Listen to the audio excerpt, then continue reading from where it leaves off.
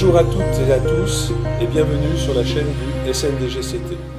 Nous accueillons dans les locaux du CNFPT Christophe Verger, vice-président national du SNDG en charge des relations européennes et internationales, Aurélien Curbélier, directeur adjoint de l'action territoriale délégation Nouvelle-Aquitaine, et Jean-Pierre Caraquillo, grand témoin des deuxièmes rencontres francophones, juriste, professeur des universités, agrégé de droit privé et de sciences criminelles, fondateur du Centre de droit et d'économie du sport à Limoges, afin d'échanger autour des deuxièmes rencontres des dirigeants territoriaux francophones. Cette manifestation se déroulera donc du 30 septembre au 2 octobre prochain à la faculté de droit et des sciences économiques de Limoges, ville qui cultive un lien fort avec la francophonie.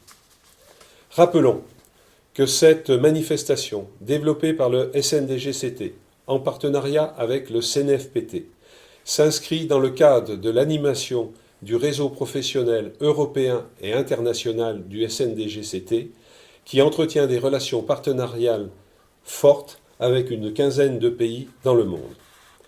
Avec vous, nous allons entrer dans le vif du sujet. Christophe, quelle est l'origine des rencontres des dirigeants territoriaux organisées par le SNDGCT et en partenariat avec le CNFPT? Alors, la francophonie est une orientation très marquée de la feuille de route qui m'a été confiée par le président national, Stéphane Peintre, en tant que délégué aux relations internationales et européennes. Ces journées donc sont labellisées formation professionnelle grâce au partenariat avec le CNFPT Nouvelle-Aquitaine. Et ces rencontres vont permettre d'avoir un regard croisé au sein de l'espace francophone avec un partage d'expériences et de bonnes pratiques avec nos homologues francophones. Aurélien, en qualité de directeur adjoint de la délégation Nouvelle-Aquitaine, pourquoi ce type de rencontre?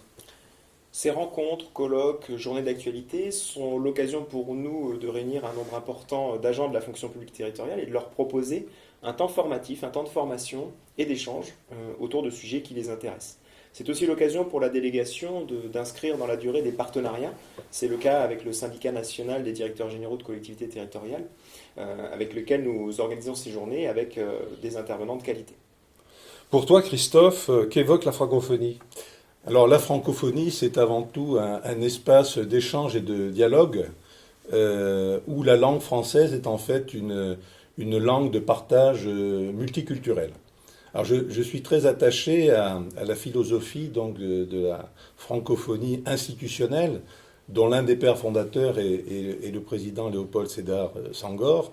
Et cette philosophie consiste à placer la langue française au profit de la solidarité, du développement et du dialogue entre les peuples. Et c'est un peu le sens que l'on veut donner à ces rencontres des dirigeants territoriaux.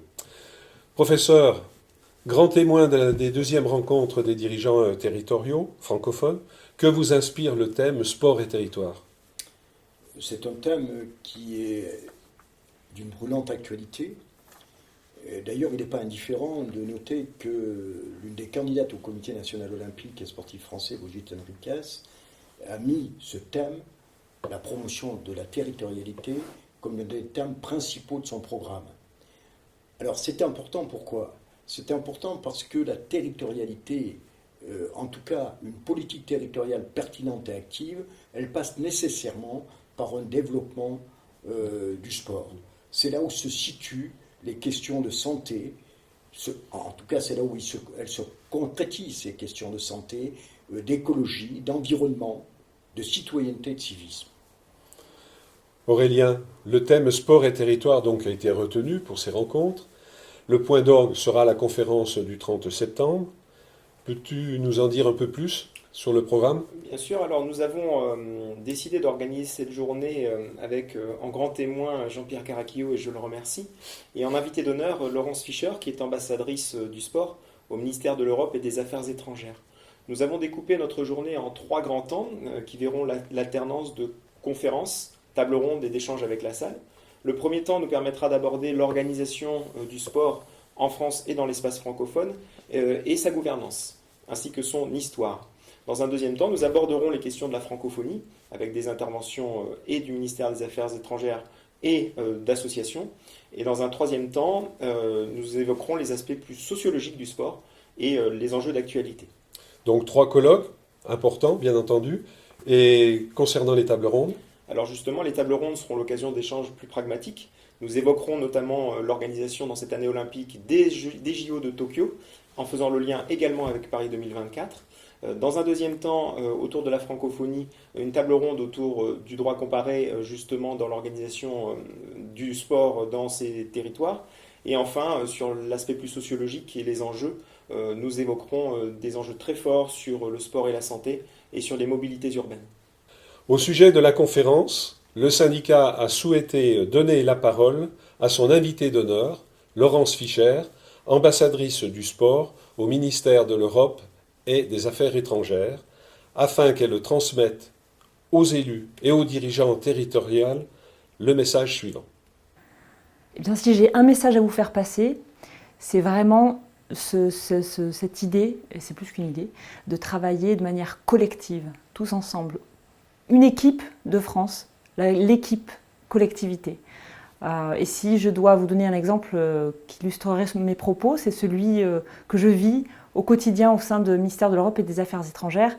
Et c'est celui de travailler avec mes collègues, je pense à Gaëlle de Maisonneuve, qui dirige la délégation francophonie, ou encore Christine Moreau, qui est l'ambassadeur délégué pour l'action extérieure des collectivités. Et ensemble, nous faisons en sorte que cette francophonie multiculturelle eh bien, rayonne dans notre réseau diplomatique. Et aussi grâce à vous, grâce aussi à des actions très concrètes. En l'occurrence, parce que nous accueillons de grands événements sportifs, je pense aux Jeux Olympiques et Paralympiques en 2024. Juste avant, on a la Coupe du Monde de rugby France 2023, et puis les Gymnasiades, qui est un grand rendez-vous éducation dans la région Normandie. Et tout ça, la région Normandie, mais sur l'ensemble du territoire français, c'est aussi mettre en avant et mettre en place des actions très concrètes au service et au profit de la francophonie. Merci à Madame l'ambassadrice pour ce message. Christophe, le programme donc réservé aux délégations étrangères va se dérouler sur 3 jours. Quels sont les temps forts ? Alors on vient de l'évoquer, il y a bien sûr la conférence sur le thème central sport et territoire. Le programme donc, qui est réservé aux délégations étrangères va prévoir un certain nombre de rencontres avec des services, des élus, des collectivités territoriales de Nouvelle-Aquitaine, la région, le département, la communauté urbaine, la ville, et la visite d'équipements sportifs qui ne manquent pas sur notre territoire. Professeur, quel regard porte le fondateur du Centre de droit et d'économie du sport sur les politiques publiques locales en matière sportive ? Un regard positif, dans la mesure où depuis plusieurs décennies, beaucoup, pour ne pas dire la plupart des collectivités territoriales, se sont beaucoup impliquées dans le développement du sport, que ce soit de compétition ou dans le développement du sport loisir. Et ça, c'est important, cette conjugaison entre les deux est importante, dans la mesure où, et ça c'est incontestable, le sport aujourd'hui, c'est devenu un phénomène social et économique très essentiel. Merci Madame l'ambassadrice, merci aux co-organisateurs, merci professeur pour cet échange qui, espérons-le, devrait inciter les collègues, les dirigeants territoriaux de l'espace francophone, les élus, à s'inscrire à deuxième rencontre des dirigeants territoriaux francophones. Membres des directions générales, cadres dirigeants territoriaux de l'espace francophone, le SNDGCT vous donne rendez-vous du 30 septembre au 2 octobre prochain à la faculté de droit et d'économie. Les inscriptions sont ouvertes dès à présent.